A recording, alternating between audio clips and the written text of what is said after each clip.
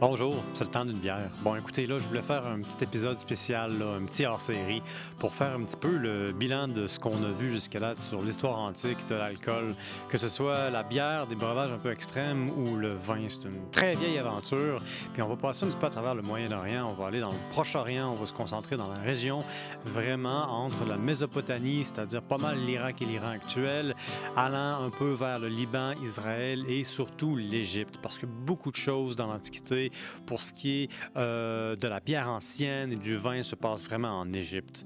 La grande question de départ, évidemment, c'est d'où vient la première bière. Évidemment, on n'est pas vraiment en mesure de répondre parce que c'est pas si facile à trouver des restants de produits organiques. On a des petites traces et ensuite on infère puis on essaie de voir si ça a été voulu ou si c'était accidentel. Ensuite, après ça, on peut se demander pourquoi, qu'est-ce que la bière représentait vraiment. Puis ça, c'est deux débats intéressants. Parce que tu as un côté, qu'est-ce qui est arrivé avant quoi? Et puis là, tu as un autre côté, pourquoi est-ce que la bière était fermentée? Fait que retournons à la base, retournons au départ. Ça fait des millions d'années, des centaines de millions d'années qu'existent des organismes microscopiques, des espèces de fonges, des levures qui sont capables, elles, de manger du sucre qu'elles trouvent, de créer ainsi de l'alcool et du dioxyde de carbone. Dans la nature, c'est ce qu'on voit quand on trouve des bleuets, des baies, des framboises qui commencent à littéralement pourrir. Elles se font dévorer par des levures qui sont déjà présentes dans l'air. Tout ça pour dire que nos ancêtres ont probablement commencé à se peinter la face en consommant des fruits qui commençaient à pourrir parce que dévorés par une levure. Et puis ça, c'est assez conforme avec ce qu'on voit chez beaucoup de primates et d'autres mammifères. On a recensé pas moins de 22 différents mammifères qui, eux, boivent volontairement, délibérément, une forme de sève d'alcool de différentes plantes pour s'intoxiquer. Puis évidemment, ça donne lieu à des comportements assez bizarres. On a répertorié dans les années 1970 une meute d'éléphants qui sont allés littéralement démolir une usine de bière pour aller avaler, mettre leurs trompes dans des gallons et des gallons et des gallons d'alcool. Évidemment, les éléphants étaient complètement fous après avoir fait ça.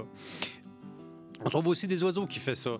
Donc, la recherche de l'ébriété, c'est quand même commun à travers différentes espèces. Maintenant, arrivons aux humains. Bon, comment est-ce que l'aventure de la fermentation commence? Évidemment, on ne le sait pas, mais on a des traces.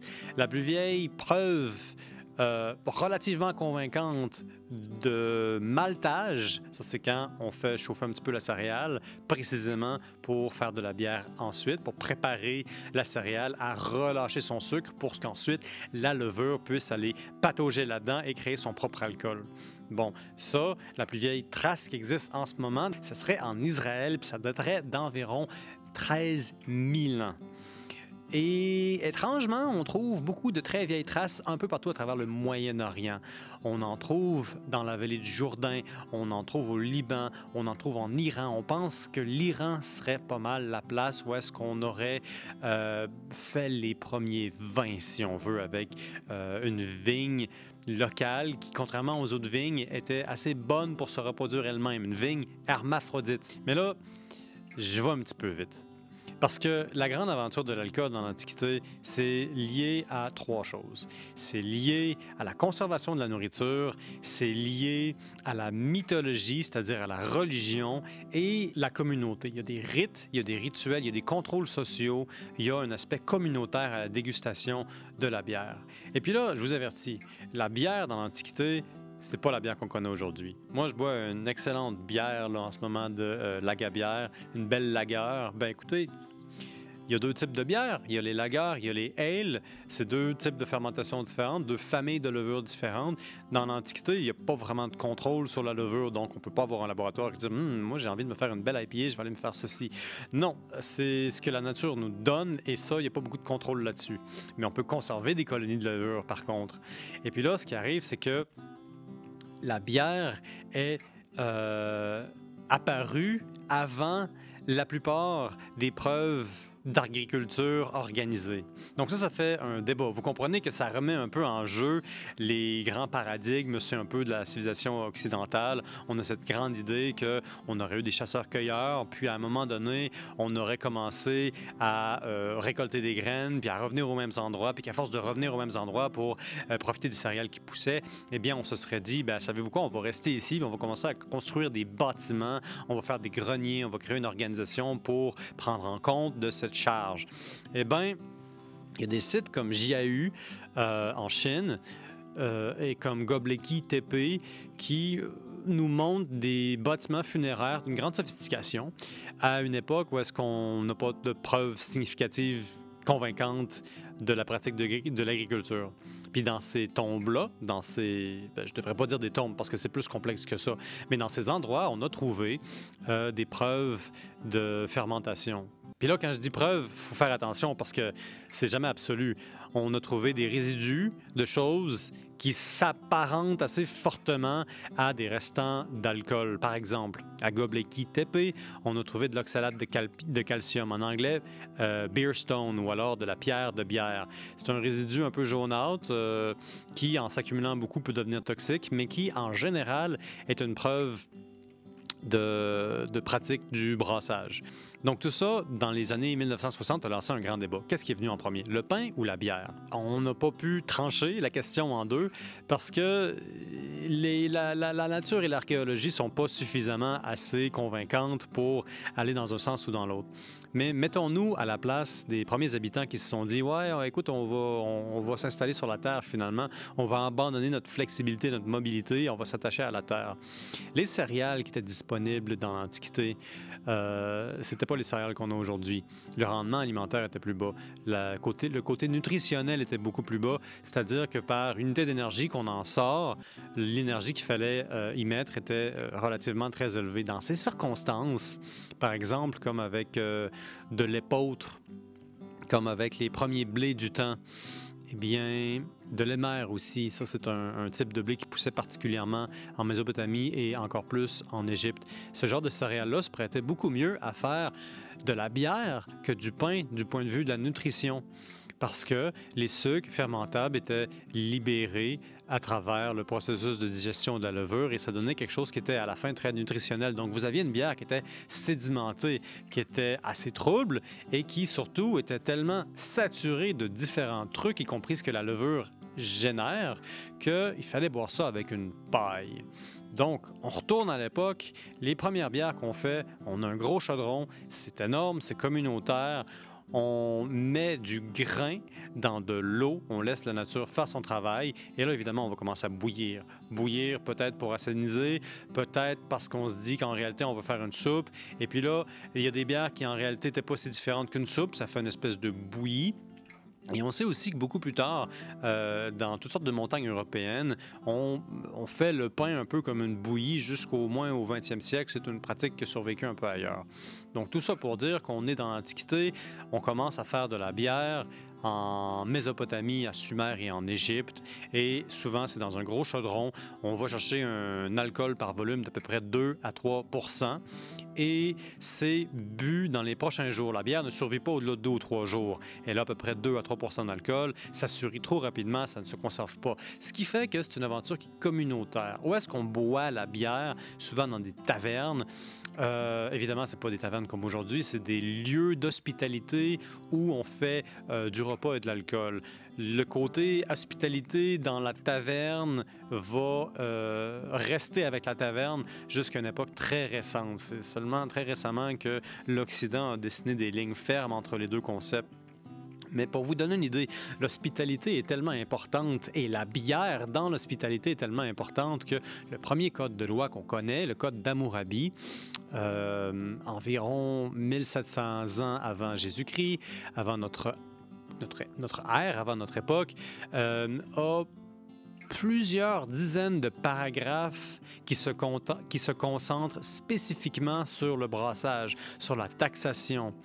Il y a une petite section en particulier qui dit que les gens brassent de la bière doivent absolument maintenir les bons ratios, les bonnes quantités. Sinon, l'amende est très élevée. Il ne s'agit pas de payer une amende, en fait, il s'agit de se faire décapiter la tête. Puis ce qui est intéressant, c'est que non seulement c'est sévère, mais c'est le seul moment dans le code d'Hammurabi, où est-ce que la personne dont on parle est d'un sexe féminin. C'est le seul moment où est-ce qu'il y a une activité qui est liée exclusivement à une femme. Parce que ce sont les femmes qui brassent la bière. Les femmes brassent la bière, tiennent les auberges qui sont un peu les tavernes. Ce sont elles, en général, qui sont en charge. Maintenant, est-ce que ça veut dire qu'ils sont propriétaires? Est-ce que ça veut dire qu'ils ne sont pas sous la dépendance de personne? Je ne peux pas m'avancer sur la question. Mais on sait que ça, c'est dans tout le Proche-Orient et ça affecte une bonne partie de l'humanité. C'est un domaine qui est réservé aux femmes. Pourquoi? Parce que c'est considéré comme étant une tâche ménagère.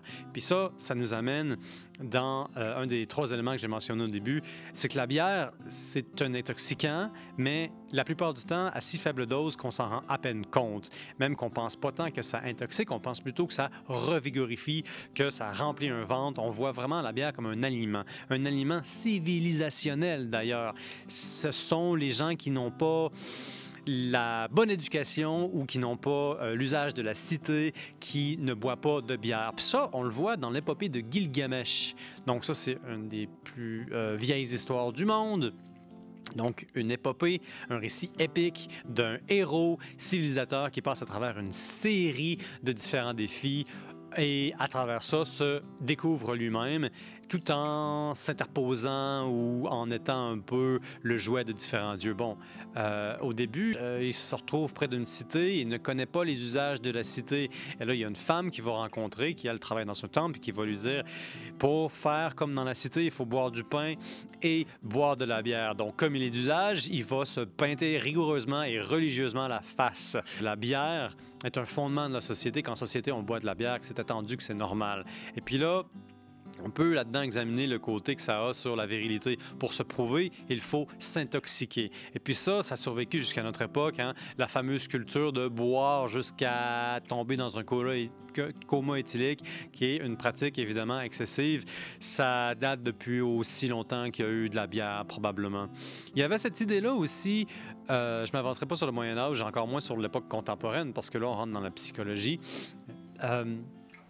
Mais il y avait cette idée-là en Grèce, chez les Perses, dans certaines sociétés en Asie, et puis dans l'Empire romain, évidemment, que l'intoxication, l'ébriété, c'est pas une faute morale.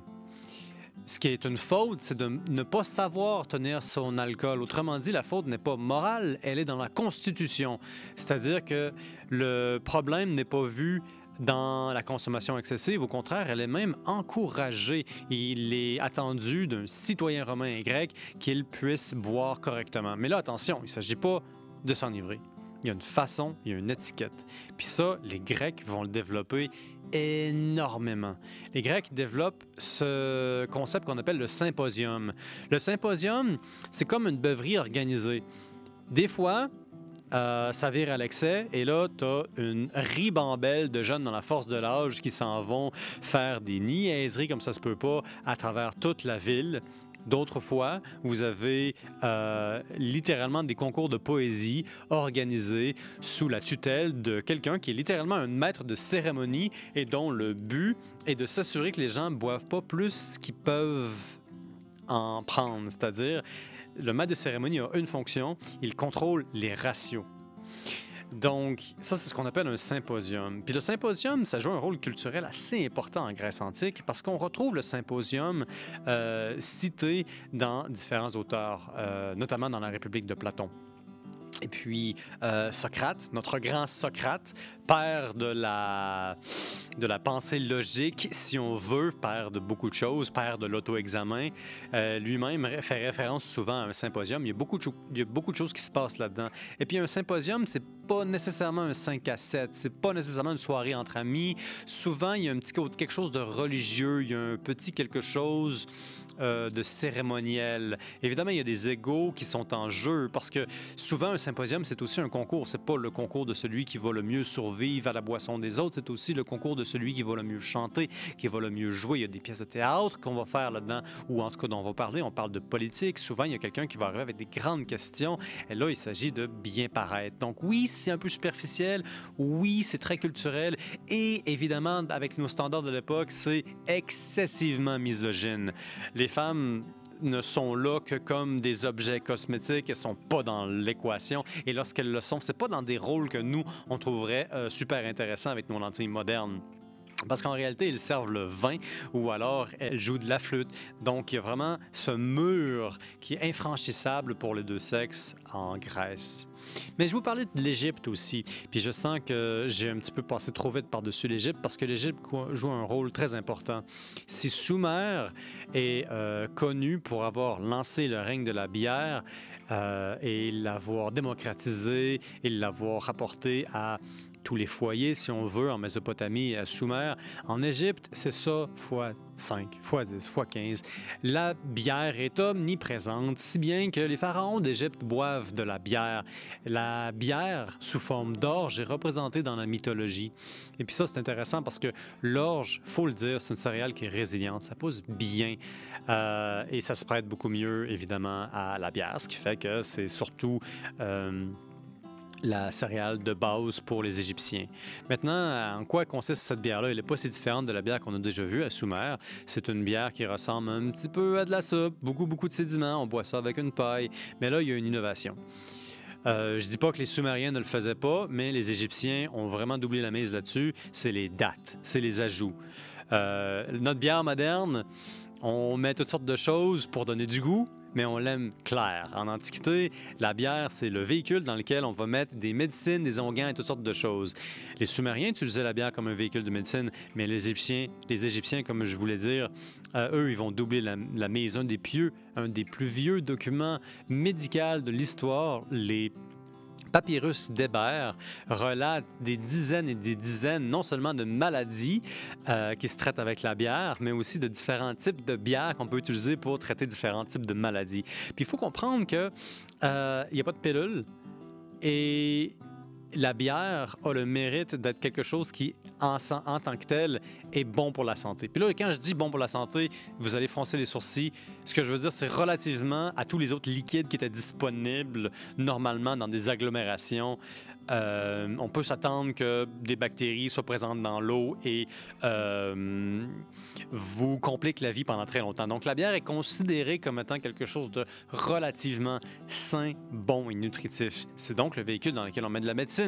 Si vous avez des problèmes rénaux, si vous avez besoin d'antidépresseurs, d'antidouleurs, d'anti-inflammatoires, c'est dans votre alcool que vous allez le mettre. Ça, les Grecs aussi l'avaient compris. La grande majorité des vins que les Grecs consommaient à l'époque étaient des vins en réalité qui avaient été corsés avec toutes sortes de plantes. Et là, on rentre dans tout un autre univers. Parce que ces plantes-là, souvent, elles avaient des propriétés psychoactives, voire hallucinogènes. Et là, c'est là que ça devient intéressant parce que il ne s'agit pas juste d'un aliment ou d'un aspect communautaire. Il y a un côté religieux. Il y a cette idée que l'alcool, en tant qu'elle est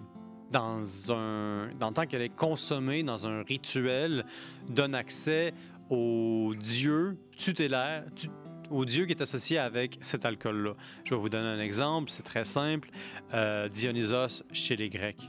Il y a cette idée que, dans le fond, le côté intoxicant est une représentation ou est un accès, si on veut, à ce qui se passe là-bas dans les nuages ou en tout cas sur le mont Olympe et que ça peut donner des visions. Donc, on sait que les Grecs, les Égyptiens et même les Sumériens vont ajouter des choses consciemment dans leur breuvage pour aller chercher des espèces de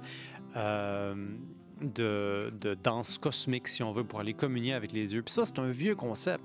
Ça date des sociétés pré-agraires. Ça date des premiers docteurs / psychologues de l'histoire, c'est-à-dire des chamans. Des chamans qui vont utiliser plusieurs techniques d'extase. Et quand je dis technique d'extase, c'est une façon d'altérer son esprit qui peut se baser sur plusieurs choses, notamment le jeûne, la souffrance physique à travers un exercice très difficile ou littéralement à travers l'autotorture, mais aussi à travers la consommation de substances psychoactives comme par exemple l'Amanita muscaria, qui est un champignon qu'on reconnaît assez facilement avec sa tête rouge et les petits points blancs. Mais il y a plusieurs champignons dont les effets peuvent être hallucinatoires, hallucinogènes. Et puis tout ça, je vous avertis, c'est contesté. C'est contesté. L'idée que les anciens, que nos prédécesseurs civilisationnels se soient asperger le gosier avec toutes sortes de substances qui auraient pu jouer un rôle dans notre mythologie. On a eu un livre là, qui a été publié par Brian Muraresku aux États-Unis qui, lui, est allé à la recherche de preuves réelles, concrètes de consommation à des fins rituelles de substances psychoactives. Il a écrit un livre là-dessus et il a trouvé notamment en Catalogne un exemple de consommation d'ergot, c'est-à-dire un champignon qui a des effets littéralement psychédéliques, au cœur d'un des rites les plus importants de toute la Grèce ancienne, le rite d'Éleusis. C'était un rite d'initiation, comme d'ailleurs il y en avait beaucoup dans le temps. La plupart de nos religions sont fondées sur des plus petites sociétés dans lesquelles l'enseignement se faisait à groupe fermé et il y avait toujours un côté initiatoire. Ce qu'on faisait aussi, ce qu'on fait encore dans les sociétés traditionnelles. Donc Brian Muraresku, lui, il s'en va chercher des preuves et il est allé voir ça en Catalogne. Et puis, il s'est rendu compte qu'effectivement, il y a des très fortes chances qu'un des breuvages qui était aux clés des rites d'Éleusis aurait contenu des traces d'alcaloïdes qui pourraient littéralement faire triper quelqu'un. Donc oui, c'est très possible que les idées civilisatrices qu'on a, même la démocratie à la limite, auraient été en partie, évidemment pas en totalité, inspirées par des espèces de voyages interstellaires après avoir pris une espèce de bière qui était un méchant cocktail. Mais revenons-en un peu à nos Égyptiens. Les Égyptiens ont aussi cet élément-là que la bière a un petit côté divin dedans. On pense que la bière ou le vin ont littéralement une sorte d'âme. Ça, c'est spécifique à l'Égypte. On pense pas la même chose en Grèce. Mais en Grèce, le vin représente Dionysos. On est un peu comme dans le christianisme avec le côté de la transsubstantiation. Dans l'Église chrétienne, lorsqu'on consomme le vin, on consomme le sang du Christ. Cette idée-là, elle ne date pas de l'Église, elle vient de bien plus tôt dans l'histoire. L'idée, par exemple, chez les Grecs, qu'en buvant du vin, on consommait l'essence même de Dionysos, prouvait que la substance était toujours reliée à l'entité et l'entité était toujours reliée à la substance. Il y avait toujours en réalité un échange entre l'idée, la pratique et la chose. Autrement dit, il y avait toujours un élément de sacré dans la consommation de vin chez les Grecs. On considérait littéralement que c'était aller chercher Dionysos. Mais attention, et là ça devient vraiment intéressant. Dionysos, c'est pas le dieu du vin. L'interprétation de Dionysos comme étant la personnification de l'ébriété, c'est arrivé assez tardivement. D'abord, Dios, il n'est pas un dieu tout à fait normal. Dios, c'est comme Dionysos, c'est le dieu caché. Il vient de l'Asie. Il vient de l'Asie mineure. En tant que concept, en tant que vieille idée religieuse, c'est possible que Dionysos vienne d'aussi loin que l'Inde ou l'Ukraine. On ne le sait pas en réalité. Mais ce qu'on sait, c'est que lorsqu'on regarde ces sociétés qui lui vouent un culte, on aurait peine à s'imaginer vraiment que ces gens-là vénèrent le vin. Pourquoi? Parce que les sociétés qui vouent un culte à Dionysos en Grèce antique, là, il y a des millénaires, ce sont des groupes de femmes qui vont dans la forêt avec un grand bâton sur lequel il y a une espèce de poche qui est littéralement fait pour aller cueillir des herbes. Autrement dit, les sociétés secrètes qui vénèrent Bacchus sont des gens qui s'en vont faire un des plus vieux vêtis du monde. Puis attention, c'est pas celui que vous pensez, là. C'est celui d'aller cueillir des herbes, d'aller ramasser des substances à des fins médicinales. Et puis, curieusement, ce sont ces femmes-là qui vont être prises par Dionysos, dans un sens littéralement psychédélique. Ils vont avoir des visions hallucinantes et puis ils vont se perdre. On les décrive comme devenant littéralement folles de rage, comme allant manger, dévorer des animaux, comme incarnant une force incompréhensible, à tel point d'ailleurs que les Romains ils vont se fâcher. On va interdire des cultes de Dionysos parce qu'on trouve que ça va beaucoup trop loin. Mais ces femmes-là sont jamais associées avec du vin. Elles sont associées avec le tire-sauce, qui est le bâton dans lequel on met des trucs.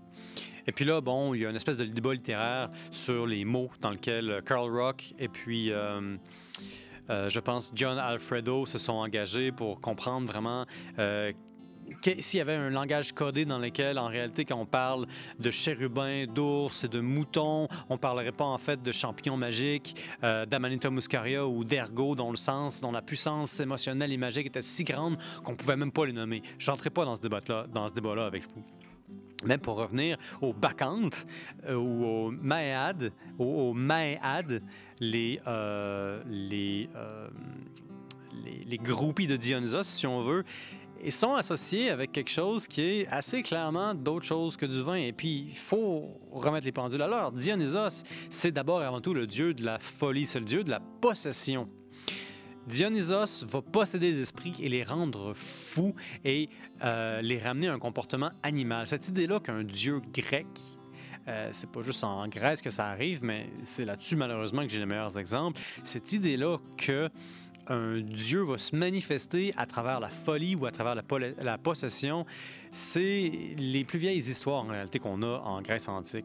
Donc on pourrait voir que c'est l'image morale qui aurait résisté au temps puis qui serait venue en fait de consommation excessive de substances psychoactives. Parce qu'on a une excellente source là-dessus, l'Iliade, l'Odyssée. Ces deux textes-là sont pleines de références à tout un cocktail de plantes qui ont des effets psychotropiques. Pensez, mettons, à Ulysse dans son petit détour là, pour retourner chez lui à Ithaque après la fameuse guerre de Troie. Ça va lui prendre quoi, 10, 20 ans? J'ai oublié la date, mais on sait que c'est long.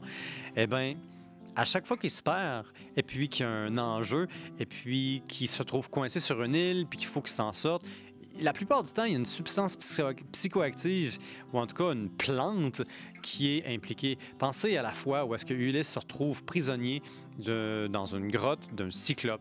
Le cyclope ne veut pas le laisser partir, il veut tous les manger, mais avant, il décide d'aller roupiller. Eh bien, il faut dire qu'avant qu'il aille roupiller, c'est Ulysse qui a eu la bonne idée d'aller lui donner du vin non dilué. Ça, c'est important. Le vin non dilué. Les Grecs trouvent que c'est barbare de ne pas couper son vin. Et pourtant, on a plein d'histoires des Grecs anciens qui vont pas couper leur vin et qui vont devenir fous, là, mais fous de rage, comme possédés par un dieu. Ben, une théorie qui s'impose, évidemment, c'est qu'il fallait couper le vin parce que c'est pas l'alcool qui est un problème. Le taux d'alcool était beaucoup plus bas qu'aujourd'hui. C'était pas à peu près 12 %, c'était plutôt 6 ou 7. Et même là, quand il était coupé, ça descendait. Non, c'est parce que lorsque les gens ont préparé la bouteille, ont fait le cocktail, ils ont mis beaucoup d'autres choses, beaucoup d'autres plantes qui, elles, peuvent rendre fou. Et puis là, le dosage aussi s'impose. Si c'est vrai que c'est effectivement des plantes avec des propriétés psychotropes, capables de sérieusement affecter la cognition, donner des convulsions, ben là, ça peut tuer. Il y a des plantes qui font ça. Le jusquiam, henbane, la morelle noire, toutes ces plantes-là étaient connues des Grecs. Les Grecs connaissaient même le cannabis. On ne fumait pas, évidemment, la cigarette, mais par contre, on pouvait mettre de l'encens. Pas de l'encens. On pouvait faire brûler ça dans une tente. Les Grecs étaient au courant qu'à côté, les Scythes, ou en tout cas les Scythes, qui n'étaient pas très loin, faisaient ça. Tout ça pour dire que dans la mythologie grecque, on trouve un foisonnement de références à des plantes et aussi à la possession par des dieux. Moi, je me dis qu'il y aurait probablement un lien entre les deux, ne serait-ce que parce que les mythes le disent eux-mêmes et les grandes histoires épiques le disent elles-mêmes. Et puis, au cas où que ce serait peut-être pas assez explicite, parce que vous allez vouloir plus de détails, pensez, mettons, au mythe de Narcisse. Il y a toujours plein de versions à ces histoires-là. Dans le mythe de Narcisse, le fameux petit bonhomme qui, à force de se regarder dans l'eau, à force d'être éperdument tombé amoureux de lui-même, il se serait noyé dans son propre reflet. Eh bien, dans une des versions du mythe, ce qui est arrivé, c'est que Narcisse serait tombé un peu étourdi après avoir inhalé un peu trop des odeurs des fleurs qui sont, elles, des narcisses, puis que ça aurait été une autre variété moins connue aujourd'hui de ce type de fleurs-là, mais qui aurait eu dans la pétale, dans la flore ou dans les graines des propriétés hallucinogènes. Puis ça, c'est pas difficile à imaginer parce qu'on a des exemples modernes aujourd'hui. Pensez à la Belle du jour ou le datura ou l'herbe de Jimson. pas mal les mêmes familles. On peut avoir des effets assez importants en consommant des graines. Mais là, le problème qui s'impose, c'est le dosage. On ne sait pas si c'est dangereux. Et c'est dangereux la plupart du temps. Alors, il y a un danger dans les mêmes ingrédients qu'on utilise pour aller chercher les dieux et qui sont souvent littéralement de la médecine. Les Grecs ont écrit beaucoup là-dessus et les Égyptiens aussi. On va chercher des herbes, des plantes, des graines qui sont hautement toxiques, narcotiques, hallucinogènes, précisément pour en faire de la médecine. Or, s'il y a une chose que les Grecs font vraiment beaucoup, c'est d'écrire. Et là, ça devient un peu comme un serpent qui se mord la queue. Les Grecs vont beaucoup écrire comment se remettre d'une cuite narcotique en suggérant des substances qui elles-mêmes sont narcotiques. Donc, vous voyez que ça témoigne d'un haut niveau de connaissance par rapport à ces herbes-là et leurs propriétés. Donc, les Grecs connaissaient cet environnement-là et le connaissant et ayant ces plantes-là qui jouent un rôle si important dans leur vie, qui sont au cœur de la médecine, on voit comment ça serait pas super étonnant de penser que ça se retrouverait aussi dans leur mythologie, puisque la mythologie, comme la religion, est une façon d'expliquer le monde. Et c'est là-dessus que je vais arrêter. Si vous avez des questions, si le sujet vous intéresse, écrivez-nous, ça va me faire plaisir de me pencher sur le sujet et de sourciller passionnément pendant que je m'en vais chercher mes références. Merci de m'avoir écouté. J'ai même pas de cham à bière. J'ai même pas de cham à bière. Ça arrive tout le temps, j'oublie de toucher à ma bière. Bon, ben écoutez, ça va être le temps d'une bière une autre fois. Ciao!